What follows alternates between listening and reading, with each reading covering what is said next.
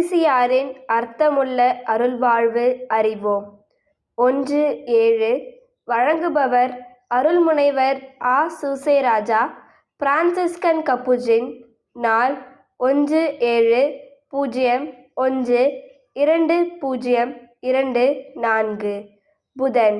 தமியத்தாவில் கிறிஸ்தவர்கள் படுகொலை செய்யப்படுவர் என்று முன்னறிவித்தல்.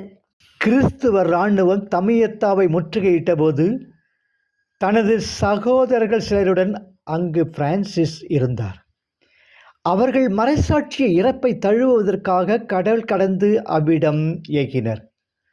கிறிஸ்துவ இராணுவத்தினர் தங்களை போருக்காக தயாரித்து கொண்டிருக்கிறார்கள் என்று கேள்விப்பட்ட நாளில் அசிசியார் பெரிதும் மனக்கலக்கம் அடைந்தார். தன்னுடன் தனது குடும்பத்தில் வாழும் ஒரு சகோதரரிடம், இன்று இந்த போர் தொடுக்கப்பட்டால் கிறிஸ்தவர்கள் வெற்றி பெற மாட்டார்கள் என்று கடவுள் எனக்கு வெளிப்படுத்தியுள்ளார். ஆனால் நான் இதை எடுத்துரைத்தால் என்னை ஒரு முட்டாள் என்பர்.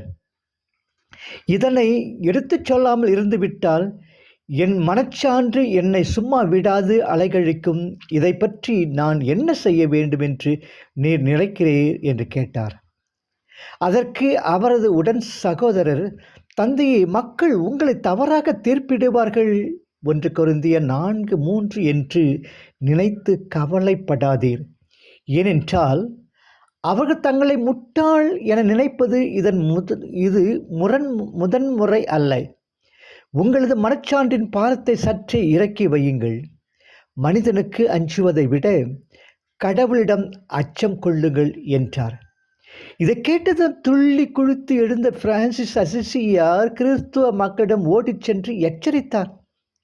ஆனால் அவர்களோ அவர் கூறியதை கேலியும் கிண்டலுமாக எடுத்துக்கொண்டு தங்கள் உள்ளத்தை கடினப்படுத்தி கொண்டு தங்கள் வழிகளை மாற்றிக்கொள்ள மறுத்தனர். தங்களது போர்க்குணத்திலிருந்தும் போர்க்களத்திலிருந்தும் மீண்டு வர மறுத்துவிட்டனர். மாறாக அவர்கள் முன்னேறி சென்றனர், தாக்கினர், போரிட்டனர்.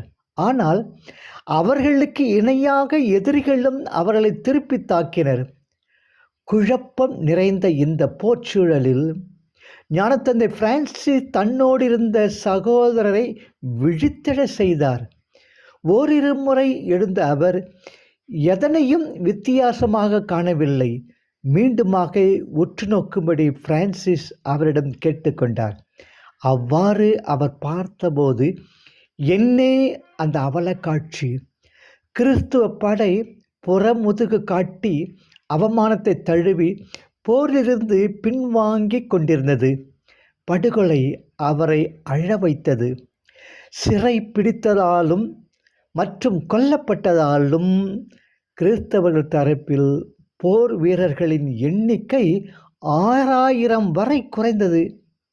அவர்கள் மேல் அசிசியாரின் கனிவிரக்கம் அவரை பெரிதும் வருத்தத்தில் ஆழ்த்தியது.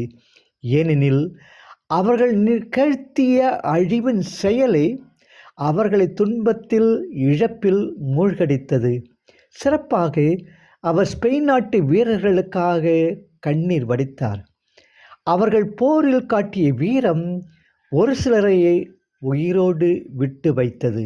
அசிசியாரின் அர்த்தமுள்ள அருள்வாழ்வு. பரிவு என்பது இன்னார் உயிரை முக்கியமாக உணர்வது, அவர்களை மதிப்பது, அவர்களைப் போலவே சிந்திக்க வேண்டும், உணர வேண்டும் என்றெல்லாம் தேவையில்லை. பிரபஞ்சம் முழுமையான ஒழுங்கில் இயங்குகிறது. சிலர் தங்களுக்கு வழங்கப்பட்ட மனம் என்பது ஓர் பேர் அற்புதம் என்பதை உணராமல் அதை துயரங்களின் உற்பத்திக்கான எந்திரமாய் மாற்றிவிட்டார்கள். அவர்களிடம் நீங்கள் பரிவு காட்டி பயனில்லை. ஏனெனில் தங்களுக்கு யாரோ துயரத்தை உருவாக்குவதாய் அவர்கள் நினைக்கிறார்கள். ஆனால் தங்கள் துயரத்தை தாங்களே உற்பத்தி செய்து கொள்கிறார்கள். பரிவு எப்போதும் பரவசத்தையே தரும். எவர் மற்றவர்களால் அடக்கி ஆளப்படுகின்றார்களோ அவர்கள் துன்பத்தில் வாழ்கிறார்கள். எவன் மற்றவர்களால் அடக்கி ஆளப்படுகின்றானோ அவன் துன்பத்தில் வாழ்கிறான். உலகில் 2 வகையான மனம் உள்ளது. மற்றவர்களை அதிகாரம் செய்யக்கூடிய மனம், அது ஆண் மனம். மற்றவர் அதிகாரம் செய்வதை விரும்பும் மனம், அது பெண் மனம். ஆண் மனம் கொண்ட பெண்களும் பெண் மனம் கொண்ட ஆண்களும் இருக்கிறார்கள். எப்பொழுதுமே ஆடவர் ஆண் மனத்துடனும் பெண்டிர் பெண் மனத்துடன் இருப்பதில்லை. இப்படி 2 விதமான மனங்கள் உண்டு. அதிகாரம் செய்ய விரும்பும் மனம் ஒன்று, அதிகாரம் செய்யப்படுவதை விரும்பும் மனம் இன்னொன்று. இந்த 2 வழிகளிலும் தன்முனைப்பு நிறைவடைகிறது. ஏனெனில் நீங்கள் அதிகாரம் செய்தாலும் அல்லது அதிகாரம் செய்யப்பட்டாலும் நீங்கள்தான் முக்கியம். மற்றவர் உங்களை அதிகாரம் செய்தால் அப்போது நீங்கள்தான் முக்கியமானவர்கள். ஏனெனில் மற்றவரின் அதிகாரம் உங்களை சார்ந்து இருக்கிறது. நீங்கள் இல்லாவிடின் அவரால் ஒன்றும் செய்ய முடியாது. நீங்கள் இல்லாவிடின் அவர் ஒன்றுமே இல்லை. நீங்கள் இல்லாமல் அவர் யாரை அதிகாரம் செய்ய முடியும்? நீங்கள் இல்லாவிடின் அவர் ஒன்றும் இல்லாதவராகி விடுவார். இவ்விரண்டின் எல்லைகளிலே தன்முனைப்பு திருப்தி அடைகிறது.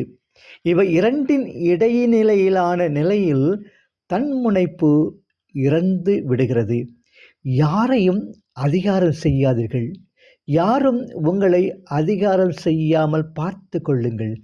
உலகில் உள்ள எல்லா இளவரசர்களும் கடவுளுக்கு எதிராக போராடுவது அவ்வளவு சுலபமல்ல, மற்றும் அப்படி போராடுவது கடவுளுக்கு எதிரான செயலாகும் என்பதை கருத்தில் எடுத்துக்கொள்ளட்டும். மேலும் பிடிவாதமும் முரட்டுத்தனமும் வழக்கமாக அழிவுக்குத்தான் இட்டுச் செல்லும். காரணம், அவைகள் தங்களின் சொந்த உடல் வலிமையில் மட்டும் நம்பிக்கை வைப்பதால் விண்ணக உதவியை பெற தவறிவிடுகின்றனர்.